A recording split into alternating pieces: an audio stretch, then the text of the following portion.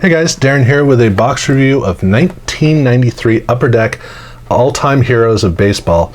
This is... I just ran into this and got really curious about it and wanted to open the box and really see what it was about. And it is a very interesting and really quite cool set. So the whole idea of this is there was a set called T202. And they wanted to use that and create a card set of, okay, so it kind of talks about it, create a card set of all-time greats based around it. And they did reprint some of the cards from the set. So they actually have an insert set of 10 cards. These are the cards, and it gives you a good understanding of what these cards are like. So let's see here. We have Walter Johnson and Jack Knight. So that's who's on this card. And the whole idea of the card is, I'm gonna go ahead and take one of the cards I have quite a few of, and oh yeah, this one. So I got a whole bunch of this Jack Billingham card. So I'll fold it, and it is it's a triple folder card. Pacific would actually make large size triple folders. These are not. So on the front you have Jack, and you have the Bat Foundation of Baseball, which is the logo, and then inside you have the whole talk about him, and on the card back you have a picture of the player. So that's the way that the cards are originally designed, how they're supposed to work. And they're really small in size. So I'll grab a standard Stadium Club card here, and you can see that the size is significantly smaller. And that means that these are not designed really to go into pages, because it was, obviously way before pages. This was designed from the beginning of the 20th century. And in recreating these, they wanted to recreate them basically the exact same way. So they created their set. They're folded out. They all have seams, so they can easily be folded. But these are 5 of the 10 reprint cards, and I have some significant ones because I have Ty Cobb right here, and then I have Mathewson, which is right here. Whichever side, and then of course Walter Johnson. Walter Johnson being over here. So I got half of that set of actual reprints of the original cards, and then the rest of the set is all new creations of cards of legendary players. So we have Hank Aaron here, and here we have a diamond portrait of Hank, and then we have the full shot of him, and then the Bat Foundation logos over on the other side, and then on the card back it talks about all-time home run king Hank Aaron, and then I haven't read about the Bat Foundation write-up that they have. So that's the way the card set is, and they're really pretty cool cards. I mean, it is very unusual, and if you wanted to put these into card pages, they would need to go into regular card pages, even though they're technically the size to go into the 12 card pages, which are designed for Fleer stickers. They're too thick, and so they wouldn't fit into those. So actually, in the box, Upper Deck provided us with a very handy, very conveniently sponsored by Ultra Pro piece of paper that talks about the ideal pages for them. And I was surprised when I saw that they were talking about the six card pages, the tall boy pages, because these are not tall boys. But what I discovered is the pages themselves are actually a lot taller than tall boys because they're 2 panels. But if you put let's see, there we go. If we slide it in here, you're going to notice that it actually, while it's not quite as wide, it is exactly the height. So that is very impressively exactly where these fit.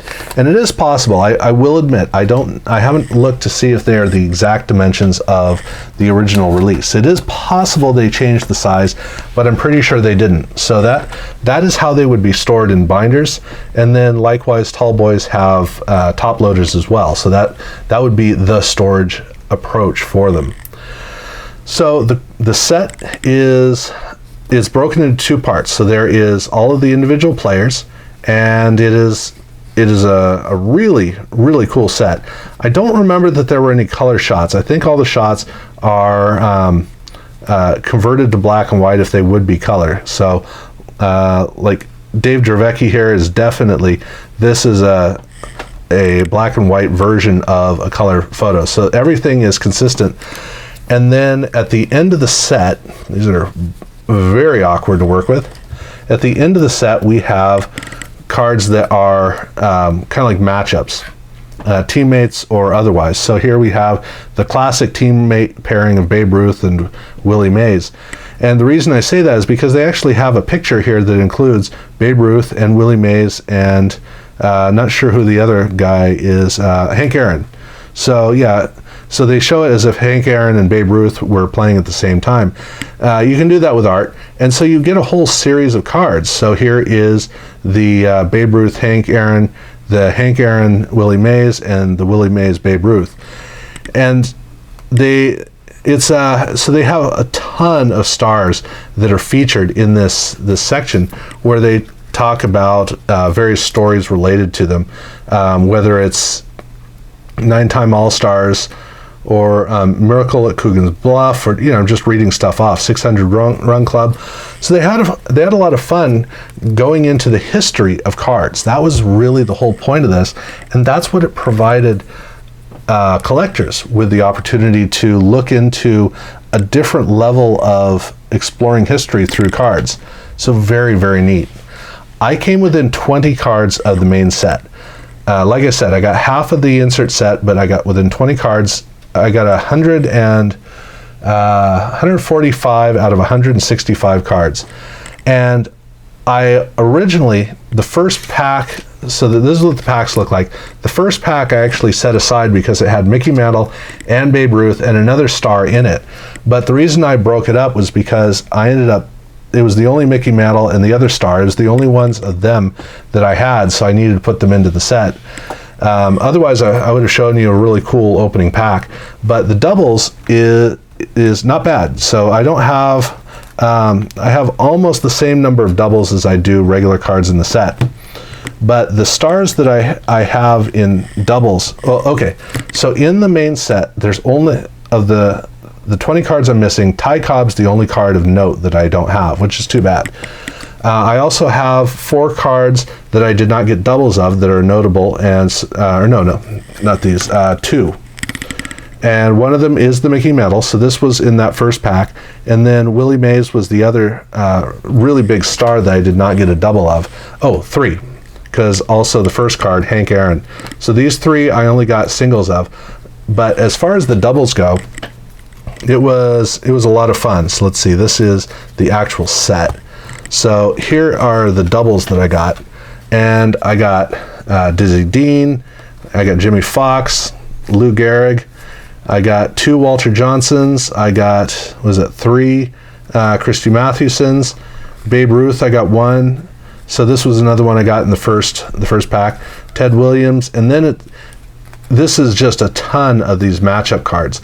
But you got Babe Ruth here, you got Ted Williams, you got Babe Ruth again with Lou Gehrig, you got Babe Ruth again with Lou Gehrig. Well, okay, these are the 2, this is a double and a triple. Then you got Babe Ruth and Mickey Mantle, so that's quite a card. Mickey Mantle with Reggie Jackson, Ty Cobb, another Ty Cobb with Wagner, Ty Cobb with Babe Ruth, on and on. That's just the way that this card set is. I'd read them all off, but there's so much redundancy. Some of the cards, as you see, I got triples, or in this, like in the case of this card here, I got 4 copies of it. There are a couple of cards I got 4 copies of. So there are a lot of cards of note that I ended up with. But these are just cards you don't run into, and that's what's really fun about them.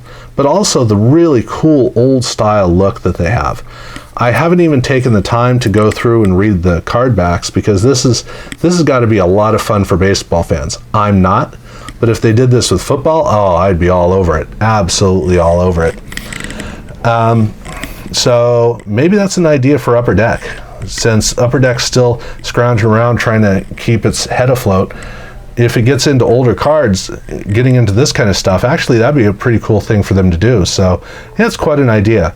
But that's all there is to it. They don't have any parallels. They only have the one insert set.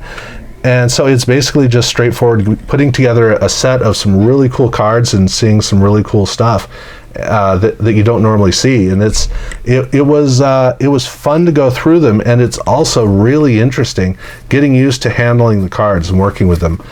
Card numbers are very small, pretty tough to read, harsh, thin white in a black box. That was a little bit tricky, but it wasn't too many cards, so it worked well enough. But other than that, it was just such a fun thing to do that was unlike pretty much anything else I'd done. So yeah, that was cool. I'd almost like to do another one. There's a chance I might do another one to finish the set and get closer on the insert set, because this is a set I do want to finish, and I definitely have the card pages to put them into. So, but yeah, these cards are really interesting, and I have even thought about getting enough sets where I could just put together a set of the folded cards, which is dumb. There's no reason to do it, but it's a fun idea at any rate. So yeah, that's what I got. So thank you very much for watching.